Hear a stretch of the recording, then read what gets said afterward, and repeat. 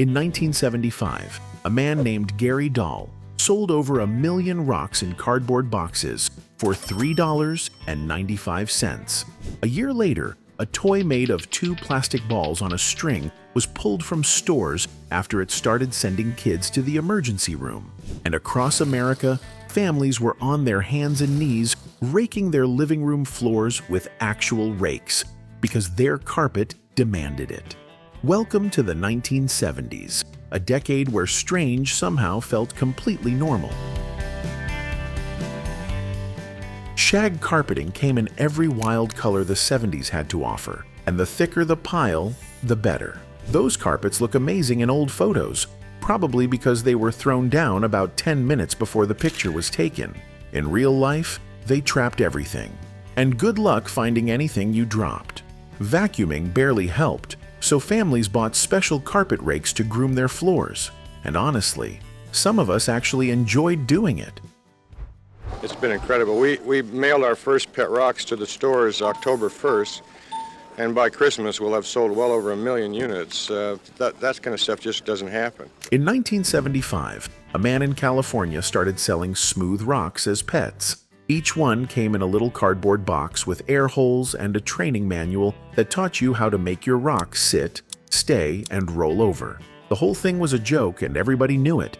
But that did not stop over 1 million people from paying $3.95 for a stone. Gary Dahl, the guy behind it, made about $15 million in 6 months. And if the pet rock was not enough, you could also walk an invisible dog. It was just a stiff leash shaped like it had a dog on the end. And people actually took these things out in public. The 70s had a real talent for turning absolutely nothing into a product. In the spring of 1974, running naked through public places somehow became a national craze on college campuses. At the University of Georgia, over 1,500 students did it at once.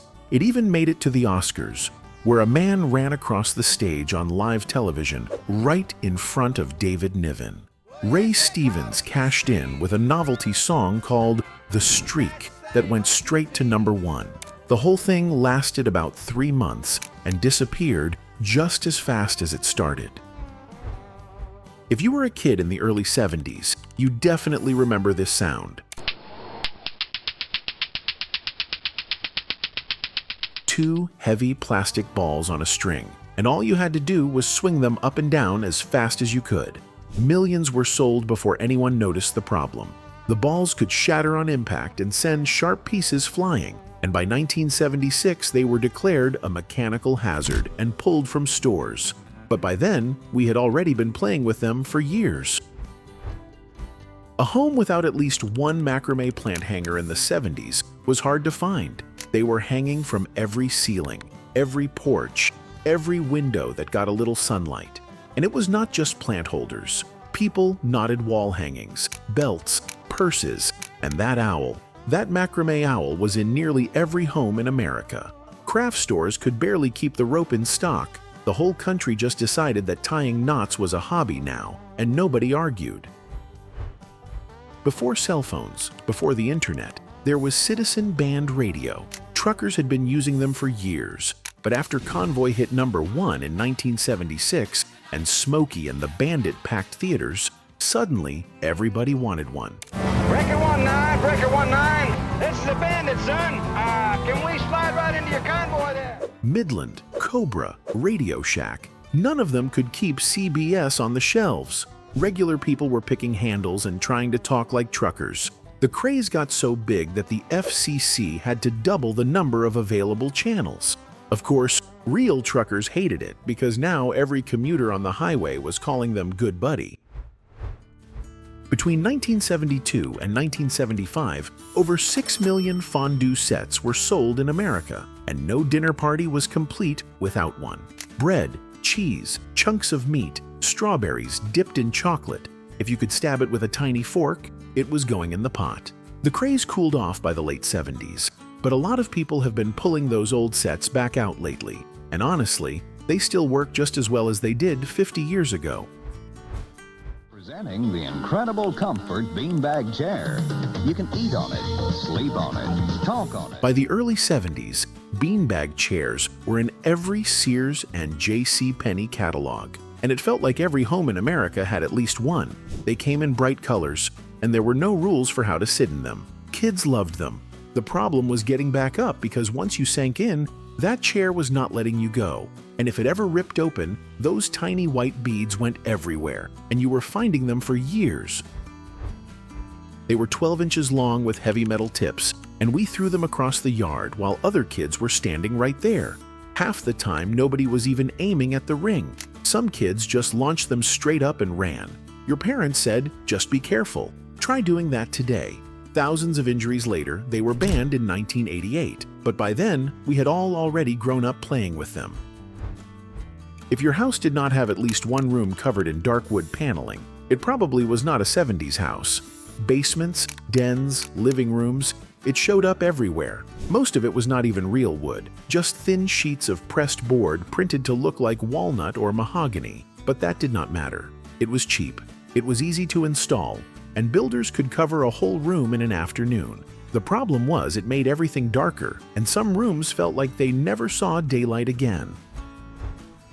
If you walked into a kitchen in the 70s, chances are everything in sight was either avocado green or harvest gold. Refrigerators, stoves, dishwashers, even the toaster matched. It was supposed to feel earthy and modern, and for a while it did. But those colors aged fast, and by the 80s, most people could not get rid of them quick enough. The funny thing is, some of those appliances ran for 30 or 40 years, long outlasting the trend that made them popular. If your house had one of these, you already hear it in your head.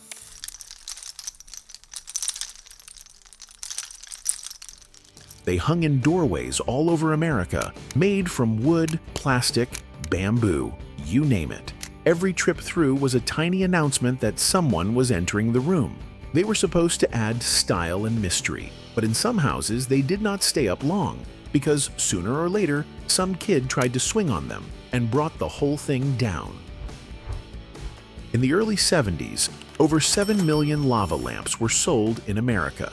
Spencer Gifts had them lined up by the dozens, glowing in every color. Most of us had one somewhere in the house, and you could stare at those blobs floating up and down for an hour.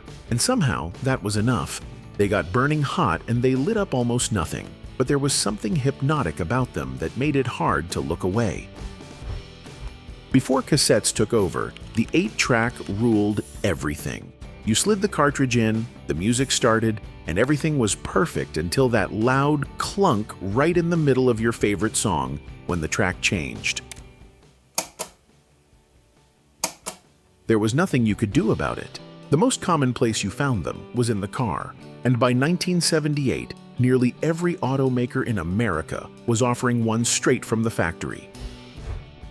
In 1970, Lee Jeans introduced a matching jacket and pants set made entirely from double-knit polyester, and America ran with it. By mid-decade, men were showing up to parties, dates, and even job interviews in bright-colored leisure suits like it was perfectly normal.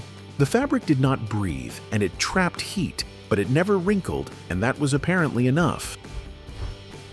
The conversation pit was the ultimate 70s flex, a sunken area built right into the living room floor, lined with cushions, usually around a fireplace.